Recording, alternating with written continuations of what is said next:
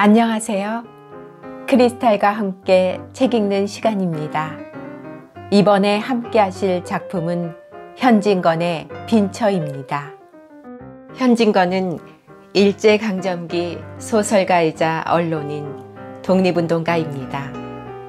현진건은 최초의 근대식 문장과 리얼리즘을 한국 문학에 성공적으로 이식한 공로와 작품들이 모두 일정 수준 이상으로 작품의 질이 균일하다는 점을 높이 평가받고 있습니다. 식민지 시대를 사는 지식인의 자화상을 묘사한 소설과 하층민의 삶을 리얼하게 묘사했다는 평을 받고 있습니다. 일제에 대한 저항의식을 숨기지 않았던 소설가로 그의 소설들은 일제의 지배하에 놓인 식민지 조선에서의 삶을 사실적으로 묘사한 작품들이 많습니다. 문장 또한 세련되어 한 세기가 지난 지금도 읽을 만한 가치가 충분하다는 평가를 받고 있습니다. 구독, 좋아요, 그리고 알림 설정 부탁드립니다. 그것이 어찌 없을까? 아내가 장문을 열고 무엇을 찾더니 입안말로 중얼거린다. 무엇이 없어? 나는 우두커니 책상머리에 앉아서 책장만 뒤적뒤적 하다가 물어보았다. 모본단 저고리가 하나 남았는데. 나는 그만 묵묵하였다. 아내가 그것을 찾아 무엇을 하려는 것을 알미라. 오늘 밤에 옆집 할멈을 시켜 잡히려 하는 것이다. 이 2년 동안에 돈 한 푼 나는 데는 없고 그대로 줄이면 시장할 줄 알아 기구와 의복을 전당국 창고에 들이밀거나 고물상 한 구석에 세워두고 돈을 얻어오는 수밖에 없었다. 지금 아내가 하나 남은 모본단 저고리를 찾는 것도 아침거리를 장만하려 함이라. 나는 입맛을 쩍쩍 다시고 폈던 책을 덮어놓고 후 한숨을 내쉬었다. 봄은 벌써 반이나 지내었건만은 이슬을 실은 듯한 밤기운이 방구석으로부터 슬금슬금 기어나와 사람에게 안기고 비가 오는 까닭인지 밤은 아직 깊지 않건만 인적조차 끊어지고 온 천지가 빈 듯이 고요한데 투닥투닥 떨어지는 빗소리가 한없는 구슬픈 생각을 자아낸다. 빌어먹을 것 되는 대로 되어라.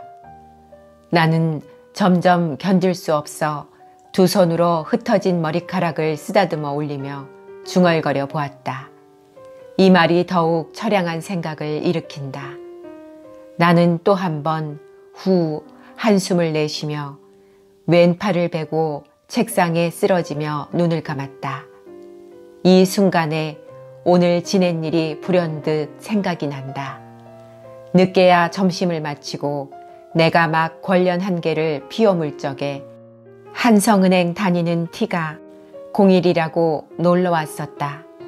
친척은 다 멀지 않게 살아도 가난한 꼴을 보이기도 싫고 찾아갈 적마다 무엇을 끼어내라고 조르지도 아니하였건만 행여나 무슨 구차한 소리를 할까 봐서 미리 방패막이를 하고 눈살을 찌푸리는 듯하여 나도 발을 끊고 따라서 찾아오는 이도 없었다.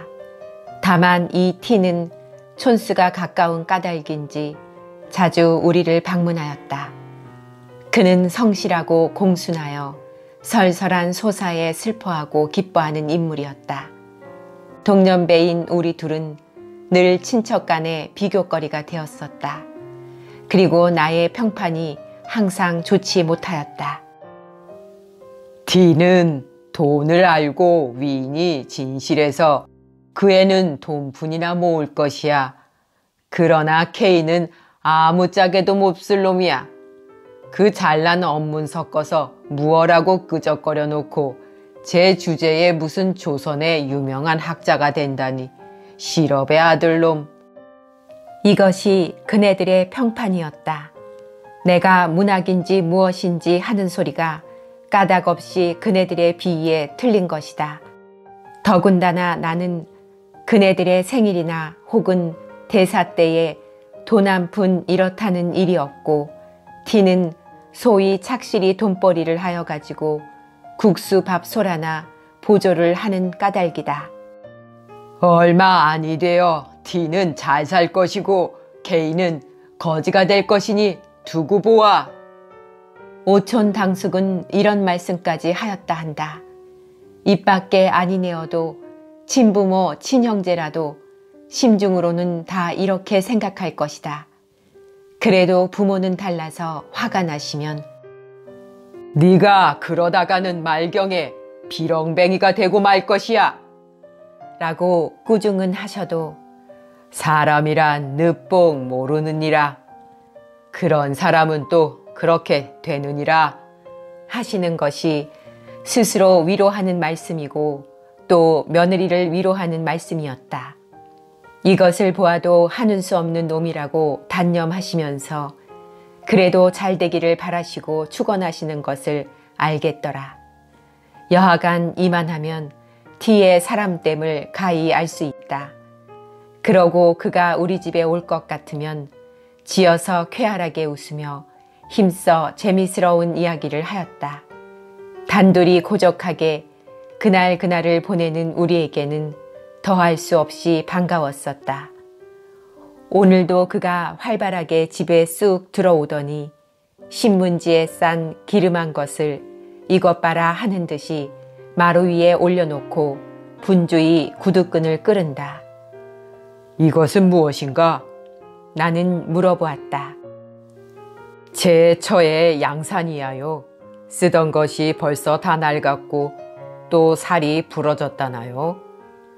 그는 구두를 벗고 마루에 올라서며 나오는 웃음을 참지 못하여 벙글벙글 하면서 대답을 한다. 그는 나의 아내를 보며 돌연히 아주머니 좀 구경하시렵니까? 하더니 싼종이와 집을 벗기고 양산을 펴보인다. 흰 비단 바탕에 두어 가지 매화를 수놓은 양산이었다. 검정이는 좋은 것이 많아도 너무 칙칙해 보이고 회색이나 누렁이는 하나도 그것이야 싶은 것이 없어서 이것을 산걸요. 그는 이것보다 더 좋은 것을 살 수가 있나 하는 뜻을 보이려고 애를 쓰며 이런 발명까지 한다. 이것도 퍽 좋은데요. 이런 칭찬을 하면서 양산을 펴들고 이리저리 홀린 듯이 들여다보고 있는 아내의 눈에는 나도 이런 것을 하나 가졌으면 하는 생각이 역력히 보인다. 나는 갑자기 불쾌한 생각이 와락 일어나서 방으로 들어오며 아내의 양산 보는 양을 빙그레 웃고 바라보고 있는 티에게 여보게 방에 들어오게 그려 우리 이야기나 하세. 티는 따라 들어와 물가 폭등에 대한 이야기며 자기의 월급이 오른 이야기며 주권을 몇 주 사두었더니 꽤 이익이 남았다든가 이번 각 은행 사무원 경기회에서 자기가 우월한 성적을 얻었다든가 이런 것 저런 것 한참 이야기하다가 돌아갔었다. 티를 보내고 책상을 향하여 짓던 소설의 결미를 생각하고 있을 즈음에 여보, 아내의 떠는 목소리가 바로 내 귀 곁에서 들린다. 핏기 없는 얼굴에 살짝 붉은 빛이 돌며 어느 결에 내 곁에 바짝 다가앉았더라. 당신도 살도리를 좀 하셔요. 나는 또 시작하는구나 하는 생각이 번개같이 머리에 번쩍이며 불쾌한 생각이 벌컥 일어난다. 그러나 무엇라고 대답할 말이 없이 묵묵히 있었다. 우리 또 남과 같이 살아보아야지요. 아내가 티의 양산에 단단히 자극을 받은 것이다. 예술가의 처노릇을 하려는 독특한 결심이 있는 그는 좀처럼 이런 소리를 입 밖에 내지 아니하였다. 그러나 무엇에 상당한 자극만 받으면 참고 참았던 이런 소리를 하게 되는 것이다. 나도 이런 소리를 들을 적마다 그럴 만도 하다는 동정심이 없지 아니하나 심사가 어쩐지 좋지 못하였다. 이번에도 그럴 만도 하다는 동정심이 없지 아니하되 또한 불쾌한 생각을 억제키 어려웠다. 잠깐 있다가 불쾌한 빛을 드러내며 급작스럽게 살도리를 하라면 어찌할 수가 있소. 차차 될 때가 있겠지. 아이고, 차차란 말씀 그만두구려. 어느 천년에. 아내의 얼굴에 붉은 빛이 짙어지며 전에 없던 흥분한 어조로 이런 말까지 하였다. 자세히 보니 두 눈에 은은히 눈물이 고이었더라. 나는 잠시 멍멍하게 있었다. 성낸 불길이 치받쳐 올라온다. 나는 참을 수 없었다. 막버리꾼한테 시집을 갈 것이지 누가 내게 시집을 오랬어? 저 따위가 예술가의 처가 다 뭐야? 사나운 어조로 몰풍스럽게 소리를 꽥 질렀다. 에그! 살짝 얼굴빛이 변해지며 어이없이 나를 보더니 고개가 점점 수그러지며 한 방울 두 방울 방울방울 눈물이 장판 위에 떨어진다. 나는 이런 일을 가슴에 그리며 그래도 내일 아침거리를 장만하려고 옷을 찾는 아내의 심중을 생각해 보니 말할 수 없는 슬픈 생각이 가을바람과 같이 설렁설렁 심고를 분지르는 것 같다. 쓸쓸한 빗소리는 굵었다 가늘었다 의연히 적적한 밤공기에 더욱 처량히 들리고 그 으름앉은 등빛 속에서 비추는 불빛은 구름에 가린 달빛처럼 우는 듯 조는 듯 구차히 얻어산 몇 권 양책의 표제 금자가 번쩍거린다. 장 앞에 초연히 서 있던 아내가 무엇이 생각났는지 고개를 끄덕끄덕하며 들릴 듯 말 듯 모간의 소리로 아, 옳지. 참 그날. 찾았소? 아니야요. 벌써. 저 인천 사시는 형님이 오시던 날. 아내가 애써 찾던 그것도 벌써 전당포에 고운 먼지가 앉았구나. 종지 하나라도 차근차근 아랑곳하는 아내가 그것을 잡혔는지 아니 잡혔는지 모르는 것을 보면 빈곤이 얼마나 그의 정신을 물어뜯었는지 가히 알겠다. 한참 동안 서로 말이 없었다.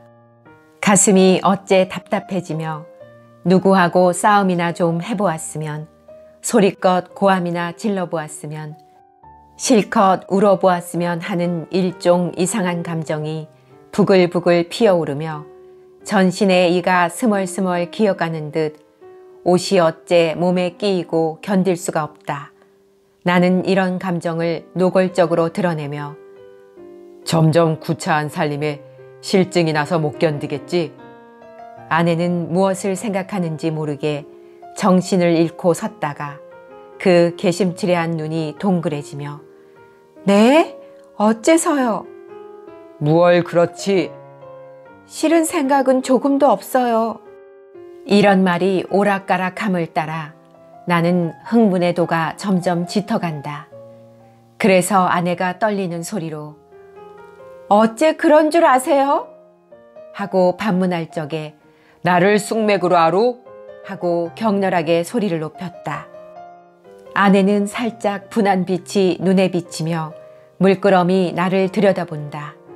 나는 괘씸하다 하는 듯이 흘겨보며 그러면 그것 모를까? 오늘날까지 잘 참아오더니 인제는 점점 기색이 달라지는 걸 뭐. 물론 그럴 만도 하지만은. 이런 말을 하는 내 가슴에는 지난 일이 활동사진 모양으로 어른어른 나타난다. 6년 전에 그때 나는 16세이고 저는 18세였다. 우리가 결혼한 지 얼마 아니 되어 지식에 목마른 나는 지식의 바닷물을 얻어 마시려고 표연히 집을 떠났었다. 광풍에 나부끼는 버들림 모양으로 오늘은 진아 내일은 일본으로 굴러다니다가 금전의 탓으로 지식의 바닷물도 흠씬 마셔보지도 못하고 번거들 중이가 되어 집에 돌아오고 말았다. 내게 시집 올 때는 방글방글 피려는 꽃봉오리 같던 아내가 어느 결에 이우러 가는 꽃처럼 두 뺨에 선연한 빛이 스러지고 이마에는 벌써 두어금 가는 줄이 그리워졌다. 처가덕으로 집간도 장만하고 세간도 얻어 우리는 소위 살림을 하게 되었다. 처음에는 그럭저럭 지내었지만은 한 푼 나는 데 없는 살림이라 한 달 가고 두 달 갈수록 점점 곤란해질 따름이었다. 나는 보수 없는 독서와 가치 없는 창작으로 해가 지고 날이 새며 쌀이 있는지 나무가 있는지 망연케 몰랐었다.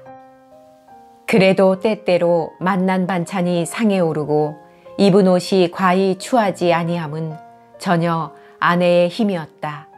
전들 무슨 벌이가 있으리요. 부끄럼을 무릅쓰고 친가에 가서 눈치를 보아가며 구차한 소리를 하여가지고 얻어온 것이다. 그것도 한 번 두 번 말이지 장구한 세월에 어찌 늘 그럴 수가 있으랴. 말경에는 아내가 가져온 세간과 의복에 손을 대는 수밖에 없었다. 잡히고 파는 것도 나는 아른 채도 아니하였다. 그가 애를 쓰며 퉁명스러운 옆집 할멈에게 돈푼을 주고 시켰었다. 이런 고생을 하면서도 그는 나의 성공만을 마음속으로 깊이 깊이 믿고 빌었었다. 어느 때에는 내가 무엇을 짓다가 마음에 맞지 아니하여 쓰던 것을 집어던지고 화를 낼 적에 왜 마음을 조급하게 잡수셔요. 저는 꼭 당신의 이름이 세상에 빛날 날이 있을 줄 믿어요. 우리가 이렇게 고생하는 것이 장래에 잘 될 근본이야요. 하고 그는 스스로 흥분되어 눈물을 흘리며 나를 위로한 적도 있었다. 내가 외국으로 돌아다닐 때에 소위 신풍조에 뛰어 까닭없이 구식 여자가 싫었었다. 그래서 나의 일찍이 장가든 것을 매우 후회하였다. 어떤 남학생과 어떤 여학생이 서로 연애를 주고받고 한다는 이야기를 들을 적마다 공연히 가슴이 뛰놀며 부럽기도 하고 비감스럽기도 하였었다. 그러나 낯살이 들어갈수록 그런 생각도 없어지고 집에 돌아와 아내를 겪어보니 의외의 그에게 따뜻한 맛과 순결한 맛을 발견하였다. 그의 사랑이야말로 이기적 사랑이 아니고 헌신적 사랑이었다. 이런 줄을 점점 깨닫게 될 때에 내 마음이 얼마나 행복스러웠으랴.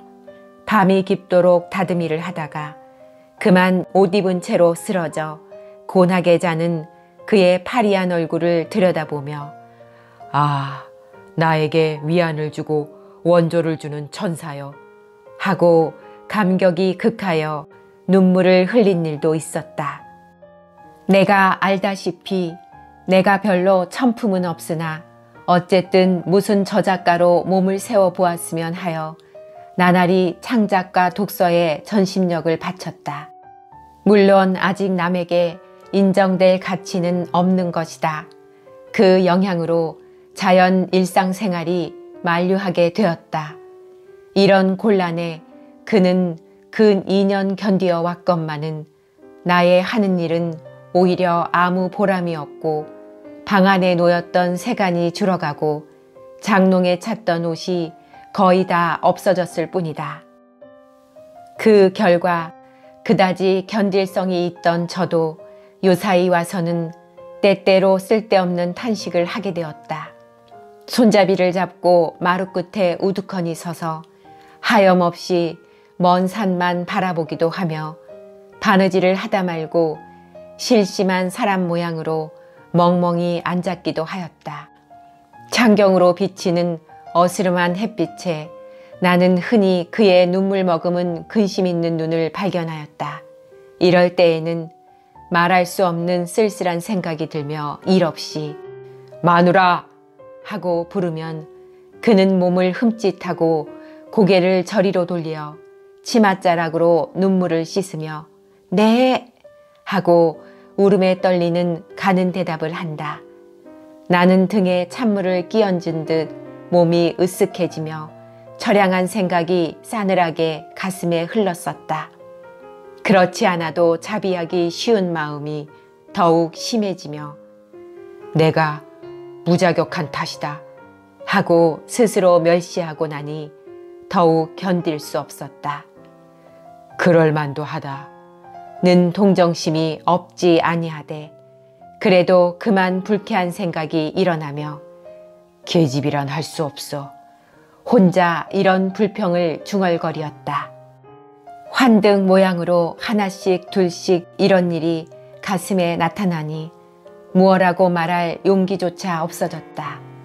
나의 유일의 신앙자이고 위로자이던 저까지 인제는 나를 안이 믿게 되고 말았다.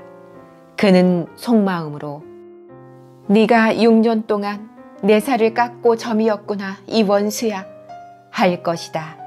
이렇게 생각함에 그의 불같던 사랑까지 열버져 가는 것 같았다. 아니 흔적도 없이 사라지고 만 것 같았다. 나는 감상적으로 허둥허둥하며 낸들 마누라를 고생시키고 싶어 시켰겠소? 비단 옷도 해주고 싶고 좋은 양산도 사주고 싶어요. 그렇기에 왼종일 쉬지 않고 공부를 아니하오? 남 보기에는 번번이 노는 것 같아도 실상은 그렇지 않아.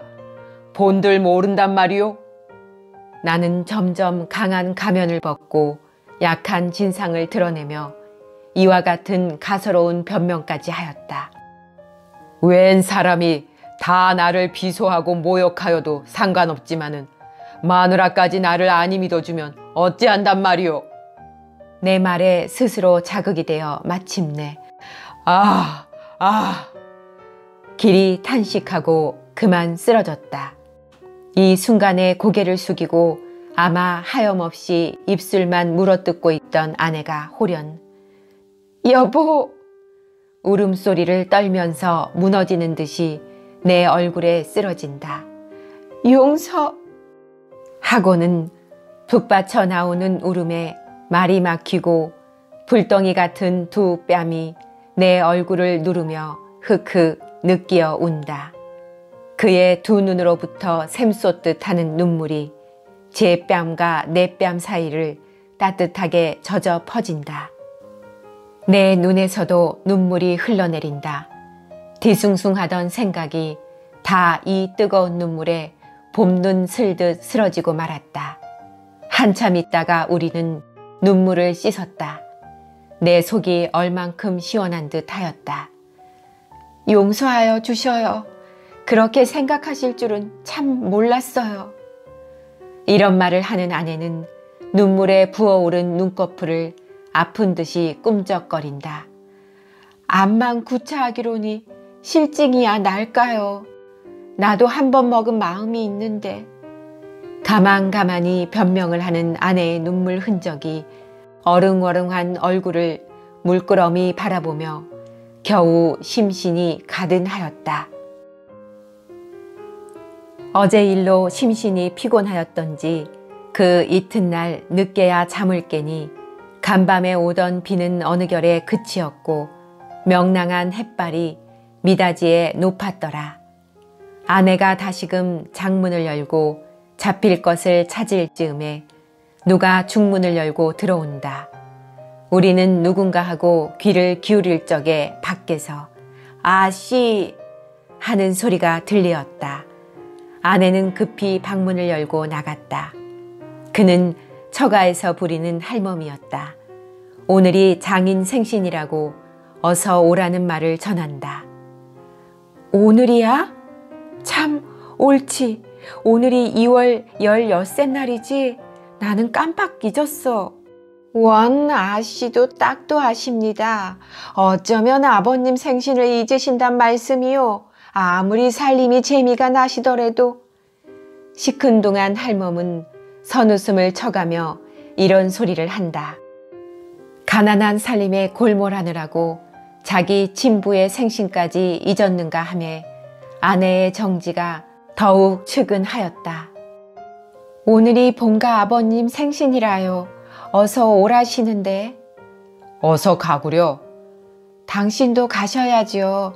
우리 같이 가셔요. 하고 아내는 하염없이 얼굴을 붉힌다. 나는 처가에 가기가 매우 싫었었다. 그러나 아니 가는 것도 내 도리가 아닐 듯하여 하는 수 없이 두루마기를 입었다. 아내는 머뭇머뭇하며 양미간을 보일 듯 말 듯 찡그리다가 곁눈으로 살짝 나를 엿보더니 돌아서서 급히 장문을 연다. 입을 옷이 없어서 망설거리는구나. 나도 슬쩍 돌아서며 생각하였다. 우리는 서로 등지고 섰건만 그래도 아내가 거의 다 빈 장을 들여다보며 입을 만한 옷이 없어 눈살을 찌푸린 양이 눈앞에 선연하며 어찌할 수가 없었다. 자, 가셔요. 무엇을 생각는지 모르게 정신을 잃고 섰다가 아내의 부르는 소리를 듣고 나는 기계적으로 고개를 돌렸다. 아내는 당목옷을 갈아입고 내 마음을 알았던지 나를 위로하는 듯이 방글에 웃는다. 나는 더욱 쓸쓸하였다. 우리 집은 천변 배다리 곁에 있고 처가는 안국동에 있어 그 거리가 꽤 멀었다. 나는 천천히 가느라고 가고 아내는 속히 오느라고 오건만은 그는 늘 뒤떨어졌었다. 내가 한참 가다가 뒤를 돌아보면 그는 꽤 멀리 떨어져 나를 따라오려고 애를 쓰며 주춤주춤 걸어온다. 길가에 다니는 어느 여자를 보아도 거의 다 비단 옷을 입고 고운 신을 신었는데 아내만 당목옷을 허술하게 차리고 청목당해로 타박타박 걸어오는 양이 나에게 얼마나 애연한 생각을 일으켰는지 한참 만에 나는 넓고 높은 처가대문에 다다랐다.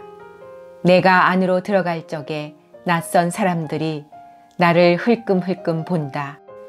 그들의 눈에 이 사람이 누구인가, 아마 이 집 차인인가 보다 하는 경멸이 여기는 빛이 있는 것 같았다. 안대청 가까이 들어오니 모두 내게 분분히 인사를 한다.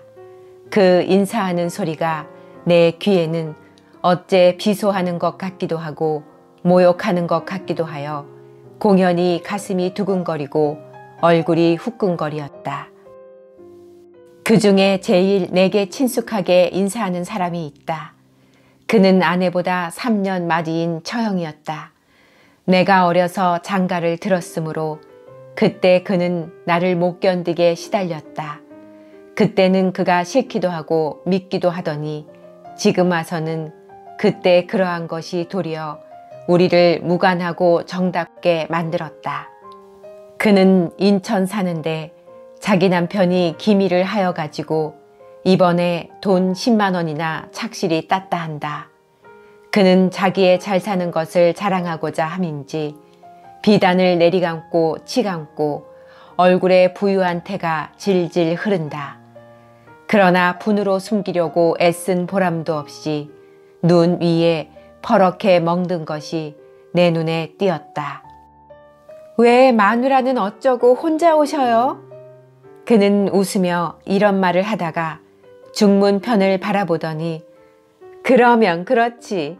동부인 아니하고 오실라고. 혼자 주고받고 한다. 나도 이 말을 듣고 슬쩍 돌아다 보니 아내가 벌써 중문 안에 들어섰더라.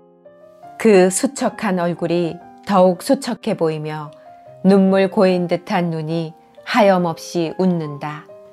나는 유심히 그와 아내를 번갈아 보았다.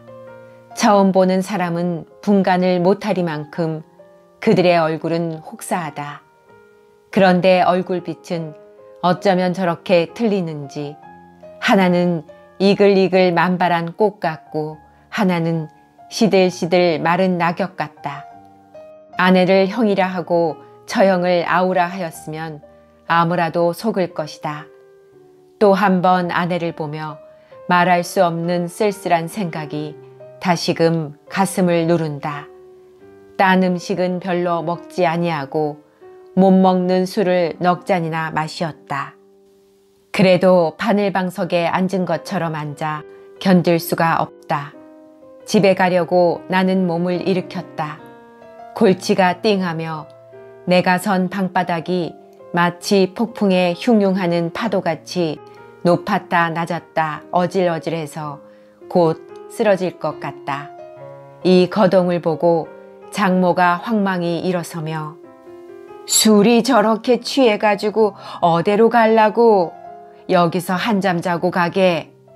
나는 손을 내저으며 안 돼요. 안 돼요. 집에 가겠어요. 취한 소리로 중얼거리었다. 저를 어쩌나.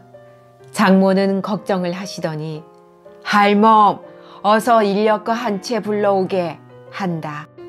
지중에도 인력거를 태워주지 말고 그 인력거 찻싹을 나를 주었으면 책 한 권을 사보련만 하는 생각이 있었다. 인력거를 타고 얼마 안이 가서 그만 잠이 들고 말았다.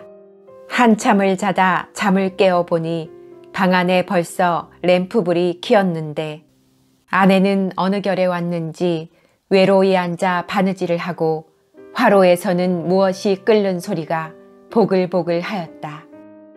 아내가 나의 잠 깬 것을 보더니 급히 화로에 얹은 것을 만져보며 인제 고만 일어나 진지 잡수셔요 하고 불이 나게 일어나 구들목에 파묻어둔 밥그릇을 꺼내어 미리 차려둔 상에 얹어서 내 앞에 갖다 놓고 일변 화로를 당겨 더운 밥을 집어 얹으며 자, 어서 일어나셔요.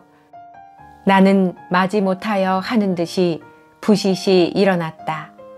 머리가 오히려 아프며 목이 몹시 말라서 국과 물을 연에 들이켰다. 물만 잡수셔 어째요.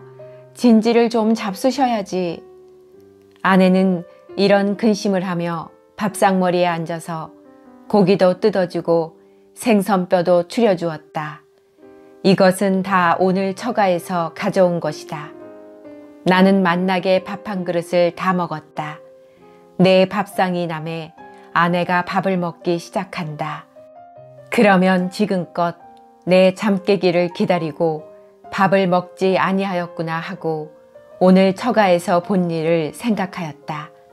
어제 일이 있으므로 우리 사이에 무슨 벽이 생긴 듯 하던 것이 그 벽이 점점 엷어져 가는 듯하며 가엾고 사랑스러운 생각이 일어났었다.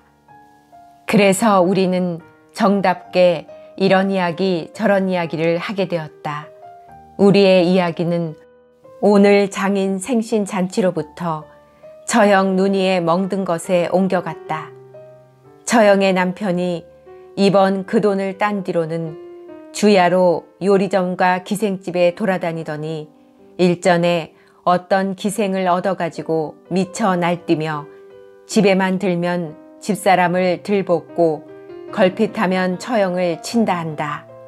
이번에도 별로 대단치 않은 일에 처형에게 밥상으로 냅다 갈겨 바로 누니에 그렇게 멍이 들었다 한다. 그것 보아 돈푼이나 있으면 다 그런 것이야. 정말 그래요. 없으면 없는 대로 살아도 의좋게 지내는 것이 행복이야요. 아내는 충심으로 공명해 주었다. 이 말을 들음에 내 마음은 말할 수 없이 만족해지며 무슨 승리자나 된 듯이 득이양양하였다. 그리고 마음속으로 옳다, 그렇다, 이렇게 지내는 것이 행복이다 하였다. 이틀 뒤 해 어스럼의 처형은 우리 집에 놀러 왔었다.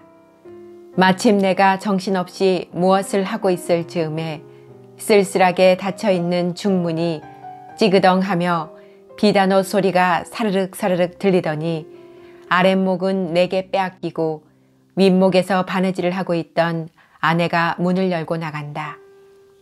아이고, 형님 오셔요. 아내의 인사하는 소리가 들리더니 처형이 계집 하인에게 무엇을 들리고 들어온다. 나도 반갑게 인사를 하였다. 그날 매우 욕보셨지요? 못 먹는 술을 무슨 짝에 그렇게 잡수셔요. 그는 이런 인사를 하다가 급작스럽게 계지파인이 든 것을 앗더니 그 속에서 신문지로 싼 것을 끄집어내어 아내에게 주며 내 신 사는데 내 신도 한 켤레 샀다. 그날 청목당회를 말을 하려다가 나를 곁눈으로 흘끗 보고 그만 입을 닫힌다. 그것을 왜 또 사셨어요? 해스칸 얼굴에 꽃물을 들이며 아내가 치사하는 것도 들은 채 만체하고 또 이야기를 시작한다. 올 적에 사랑 양반을 졸라서 돈 100원을 얻었겠지.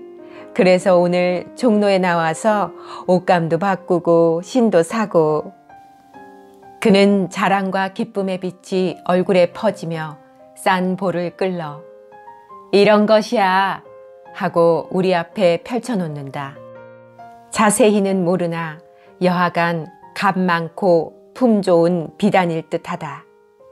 무늬 없는 것, 무늬 있는 것, 회색, 옥색, 초록색, 분홍색이 갖가지로 윤이 흐르며 색색이 빛이 나서 나는 한참 황홀하였다. 무슨 칭찬을 해야 되겠다 싶어서 참 좋은 것인데요. 이런 말을 하다가 나는 또 쓸쓸한 생각이 일어난다. 저것을 보는 아내의 심중이 어떠할까 하는 의문이 문득 일어남이라. 뭐다 좋은 것만 골랐습니다 그려. 아내는 인사를 차리느라고 이런 칭찬은 하나마 별로 부러워하는 기색이 없다. 나는 저기 의외의 감이 있었다. 처형은 자기 남편의 흉을 보기 시작하였다. 그 밉살스럽다는 둥, 그 추근추근하다는 둥, 말끝마다 자기 남편의 불미한 점을 들다가 문득 이야기를 끊고 일어섰다. 왜 벌써 가시려고 하셔요? 모처럼 오셨다가 반찬은 없어도 저녁이나 잡수셔요. 하고 아내가 만류를 하니 아니 곧 가야 돼. 오늘 저녁 차로 떠날 것이니까 가서 짐을 메워야지. 아직 차 시간이 멀었어? 아니 그래도 정거장 일찍 나가야지. 만일 기차를 놓치면 오죽 기다리실라고. 벌써 오늘 저녁 차로 간다고 편지까지 하였는데. 제3 만류함도 돌아보지 아니하고 그는 총총히 나간다. 우리는 그를 보내고 방에 들어왔다. 나는 웃으며 아내더러 그까짓 것이 기다리는데 그다지 급급히 갈 것이 무엇이야. 아내는 하염없이 웃을 뿐이었다. 그래도 옷감 바꿀 돈을 주었으니 기다리는 것이 애초롭기는 하겠지. 밉살스러우니 추근추근하니 하여도 물질의 만족만 얻으면 그것으로 위로하고 기뻐하는 그의 생활이 참 가련하다 하였다. 참 그런가 보아요. 아내도 웃으며 내 말을 받는다. 이때에 처형이 사준 신이 그의 눈에 띄었는지 혹은 나를 꺼려 보고 싶은 것을 참았는지 모르나 그것을 집어들고 조심조심 펴보려다 말고 머뭇머뭇한다. 그 속에 그를 해케할 무슨 위험품이나 든 것 같이 어서 펴보구려. 아내가 하도 머뭇머뭇하기로 보다 못하여 내가 최촉을 하였다. 아내는 이 말을 듣더니 작히 좋으랴 하는 듯이 활발하게 싼 신문지를 헤친다. 퍽 이쁜걸요? 그는 그늘에 드문 기쁜 소리를 치며 방바닥 위에 사뿐 내려놓고 버선을 당기며 곱게 신어본다. 어쩌면 이렇게 맞아요? 연애 연방 감탄사를 부르짖는 그의 얼굴에 흔연한 회색이 넘쳐 흐른다. 묵묵히 아내의 기뻐하는 모양을 보고 있는 나는 또다시 여자란 할 수 없어 하는 생각이 들며 조심하였을 따름이다 함에 밤빛 같은 검은 그림자가 가슴을 어둡게 하였다. 그러면 아까 처형의 옷감을 볼 적에도 물론 마음속으로는 부러워하였을 것이다. 다만 표면에 드러나지 아니하였을 따름이다. 겨우 어서 펴보구려 하는 한마디에 가슴에 숨겼던 생각을 속임없이 나타내는구나 하였다. 내가 무엇을 생각하고 있는지 저는 모르고 새신 신은 발을 조금 쳐들며 신 모양이 어때요? 매우 이뻐. 겉으로는 좋은 듯이 대답하였으나 마음은 쓸쓸하였다. 내가 제게 신 한 켤레 사주지 못하여 남에게 얻은 것으로 만족하고 기뻐하는도다. 웬일인지 이번에는 그만 불쾌한 생각이 일어나지 아니하였다. 처형이 동서를 밉다거니 무엇이니 하면서도 기차를 놓치면 남편이 기다릴까 염려하여 급히 가던 것이 생각난다. 그것을 미루어 아내의 심사도 알 수가 있다. 부득이한 경우라 할 일 없이 정신적 행복에만 만족하려고 애를 쓰지만은 기실 부족한 것이다. 다만 참을 따름이다. 그것은 내가 생각해야 된다. 이런 생각을 하니 전날 아내에게 그런 말을 한 것이 후회가 난다. 어느 때라도 제 은공을 갚아줄 날이 있겠지. 나는 마음을 좀 너그럽게 먹고 이런 생각을 하며 아내를 보았다. 나도 어서 출세를 하여 비단신 한 켤레쯤은 사주게 되었으면 좋으련만. 아내가 이런 말을 듣기는 참 처음이다. 네? 아내는 제 귀를 못 믿어 하는 듯이 의아한 눈으로 나를 보더니 얼굴에 살짝 열기가 오르며 얼마 안 되어 그렇게 될 것이하여 라고 힘있게 말하였다. 정말 그럴 것 같소? 나는 약간 흥분하여 반문하였다. 그러면요, 그렇고 말고요. 아직 아무도 인정해주지 않은 무명 작가인 나를 다만 저 하나가 깊이 깊이 인정해준다. 그렇기에 그 강한 물질에 대한 본능적 요구도 참아가며 오늘날까지 몹시 눈살을 찌푸리지 아니하고 나를 도와준 것이다. 아, 나에게 위안을 주고 원조를 주는 천사여. 마음속으로 이렇게 부르짖으며 두 팔로 덥석 아내의 허리를 잡아 내 가슴에 바싹 안았다. 그 다음 순간에는 뜨거운 두 입술이 그의 눈에도 나의 눈에도 그렁그렁한 눈물이 물 끓듯 넘쳐 흐른다.